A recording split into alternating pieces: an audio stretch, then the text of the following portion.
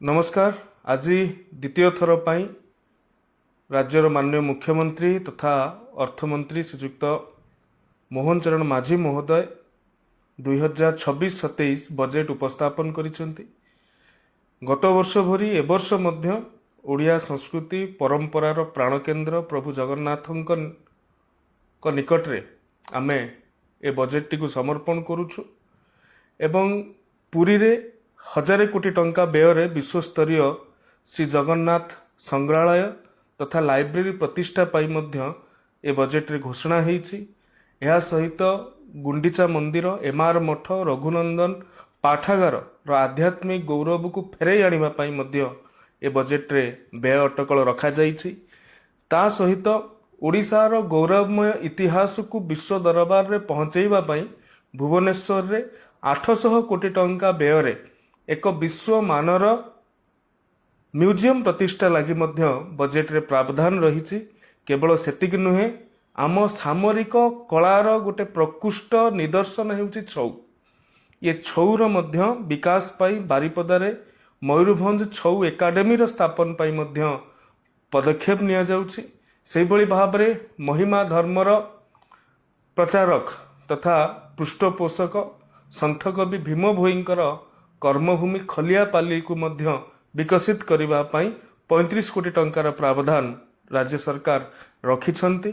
एहा सहित महिला सशक्तिकरण केवल उच्चारण रे सीमित होइके रही नाही। ओडिशा रे नूतन सरकार गठन हैला परे महिला सशक्तिकरण को वास्तव रे क्रियान्वयन करबा पाई अनेक परियोजना राज्य सरकार करिछंती। आज मध्य मुख्यमंत्री कन्या सुमंगल योजना रे गोटे जुगान्तकारी पदक्षेप ने जाइछि, जोंथिरे झियोटीए जन्म हेबा समय रे 20,000 टंका संचय करा जिवो। ए संचय उपकरणटी कामरे लागिबो सेतेबेले जेतेबेले झियोटी स्नातक समाप्त करिवो। ए स्नातक समाप्त कला परे ताकू 1,00,001 टंका प्रदान करा जिवो। तेणु झियोटीर उच्च शिक्षा पाई, झियोटी को शिक्षित करबा पाई आज दिन में ग्रॉस एनरोलमेंट रेशियो कथा कहते, ड्रप आउट कथा कहते, ए कथा को गोटे बड़ गतिशीलता प्रदान करने मुख्यमंत्री कन्या सुमंगल योजना गोटे बड़ पदक्षेप कहले अत्युक्ति हेब नहीं। से भली भाव में उच्च शिक्षा भित्तिभूमि विकास लगी 470 कोटी टंका प्रावधान राज्य सरकार तरफ करा जाइछि। ओडिशार विभिन्न कॉलेज मानकर भित्तिभूमि जनित विकास ए माध्यम रे हेई परिबो। ता सहित माननीय मुख्यमंत्री को कृतज्ञता एवं धन्यवाद जनइबे, जो भली भाव में ओडिशा रे आउ 4टी नुआ सरकारी विश्वविद्यालय 4टी जिल्ला रे प्रतिष्ठा करबा पई व्यय अटकल रखा जाइछि। केन्द्रापड़ा, जगतसिंहपुर, झारसुगुड़ा एवं भद्रक ये 4टी जिल्ला रे अनेक दिनरू दाबी रही आसितला। निश्चित भाव में जातीय शिक्षा नीति 2020 कहूछि जे प्रत्येक जिल्ला रे आमे विश्वविद्यालय स्थापन करिबा। 2036 विकसित ओडिशा लक्ष्य को आमे हासिल करिबा।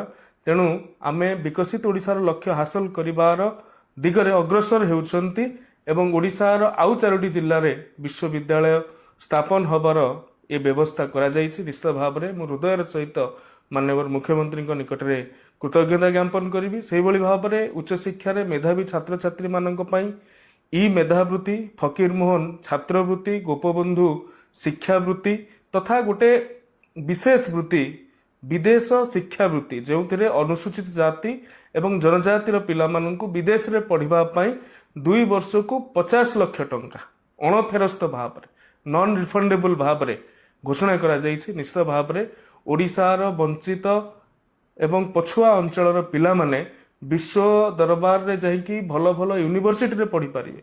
भल यूनिवर्सिटी रु लेटर आसुथुला किंतु सेमाने अर्थ अभाव जनित कारणरू जाइकी सेठारे जोग देई पारनुथुले, शिक्षा लाभ करि पारनुथुले। ए कथा को राज्य सरकार दूरीभूत करिसेंती। क्रीडा क्षेत्र रे मध्य ओडिशा तार गौरव को अब्याहत रखिछि। प्रत्येक ब्लॉक रे जो प्रस्तावित थिला स्टेडियम कार्यक्रम हवा पाई 4,124 कोटी टंकार व्ययबराद करा जाइछि। ता सहित आउ एक बड़ घोषणा गोठपाटना ठारे भुवनेश्वर गोठपाटना ठारे मध्य गोटे विश्वस्तरीय क्रीडा कॉम्प्लेक्स निर्माण करबा पई मध्य माननीय मुख्यमंत्री जो घोषणा थिला ताहाकू त्वरान्वित करा जाइछि। युवपीढ़ी को नियुक्ति देवार संकल्प राज्य सरकार रही अछि। ଖାଲି ଥିବା ପଦବୀ ପୂରଣ କରିବା ପାଇଁ ମଧ୍ୟ ରାଜ୍ୟ ସରକାରଙ୍କ ସଂକଳ୍ପ ରହିଯାଇଛି। ବିଗତ ଦିନମାନଙ୍କରେ ବିଗତ ମାସମାନଙ୍କରେ ପାଖାପାଖି 25ଟି ବିଭାଗରେ 39,000ରୁ ଅଧିକ ଯୁବକ ଯୁବତୀମାନଙ୍କୁ ନିଯୁକ୍ତି ପ୍ରଦାନ କରାଯାଇଛି ଏବଂ ଆହୁରି 43,000ଟି ପଦବୀରେ ଯୁବକ ଯୁବତୀମାନଙ୍କୁ ନିଯୁକ୍ତି ଦେବାର ପ୍ରକ୍ରିୟା ମଧ୍ୟ ଚାଲୁ ରହିଛି। ତେଣୁ ଯେଉଁ 1.5 ଲକ୍ଷ ପଦବୀ ପୂରଣର କଥା କହୁଥିଲେ ତାହାକୁ ମଧ୍ୟ ଏ ବଜେଟଟି ସମ୍ପୂର୍ଣ୍ଣ ରୂପେ ସାକାର କରୁଛି।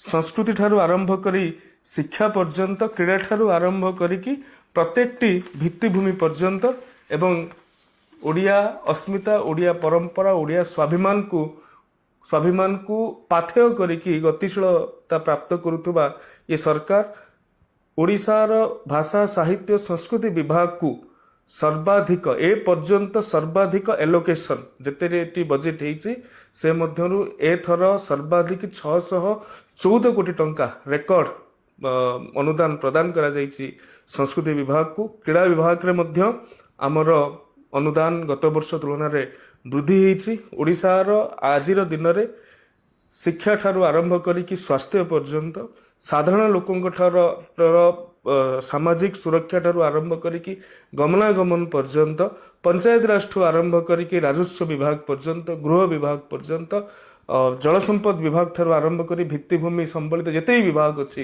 ସବୁ ବିଭାଗ, ମାନବ ସମ୍ବଳିତ ଯେତେ ବିଭାଗ ଅଛି ସବୁ ବିଭାଗ ଏବଂ ଗଭର୍ଣ୍ଣାନ୍ସ ସମ୍ବଳିତ ଯେତେ ବିଭାଗ ଅଛି ସବୁ ବିଭାଗକୁ ବ୍ୟାପକ ପରିମାଣରେ ଅନୁଦାନ ପ୍ରଦାନ କରିକି ଏଥର ବଜେଟ୍ ପାଖାପାଖି 3,10,000 କୋଟିରେ ପହଞ୍ଚିଛି। ନିଶ୍ଚିତ ଭାବରେ ପ୍ରତିଟି ଓଡ଼ିଆର ଗୌରବ ବୃଦ୍ଧି କରିବାରେ ଏ ବଜେଟ୍ ସହାୟକ ହେବ ବୋଲି ମୁଁ ଆଶା ବ୍ୟକ୍ତ କରୁଛି।